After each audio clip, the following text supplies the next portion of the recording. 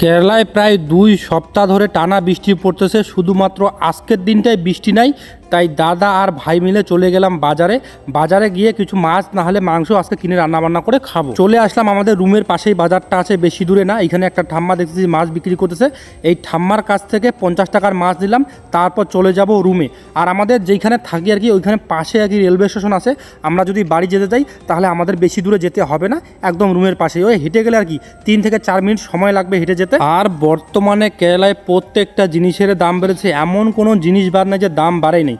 যেখানে আমরা পান সুপারি খেতাম 10 টাকা ভাগা করে, তার জায়গা হয়েছে 12 টাকা, চা 12 টাকা, সিগারেট 12 টাকা। প্রত্যেকটা জিনিসের দাম বেড়েছে, সেই শাক সবজি থেকে শুরু করে যত রকমের জিনিস আছে পাওয়া যায় আর কি, সব জিনিসের দাম বেড়েছে, প্রচুর দাম বেড়েছে। কিন্তু চলে আসলাম রুমে, এখন হচ্ছে সন্ধ্যা 5টা, এখন তো আমাদের রান্নাবান্না করতে হবে।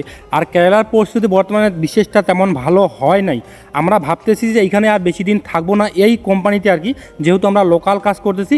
ভাবতেছি 2-1 কাজের খোঁজ নিয়ে অন্য কোথায় চলে যাব, কারণ ভাই বসে বসে থেকে তো লাভ নাই। এমনিতেই আমাদের 2টা সপ্তাহ নষ্ট হয়ে গেল। এইদিকে আমাদের রান্নাবান্না হয়ে গেছে কমপ্লিট, এখন শুধুমাত্র খাওয়ার বসবো। আর পকেটে ভাই একটা টাকাও নেই, যা টাকা আছে সব শেষ হয়ে গেছে। আর মালিক আমাদেরকে সপ্তাহে খাওয়ার জন্য পয়সা দিচ্ছে শুধুমাত্র 500 টাকা। 500 টাকাকে 2টা লোকের 1 সপ্তাহ চলে, তোমরাই বলো। তার জন্য ভাবতেছি যে এই কোম্পানিতে আর বেশি দিন থাকবো না, 2-1 কাজের খোঁজ পেলেই চলে যাবো।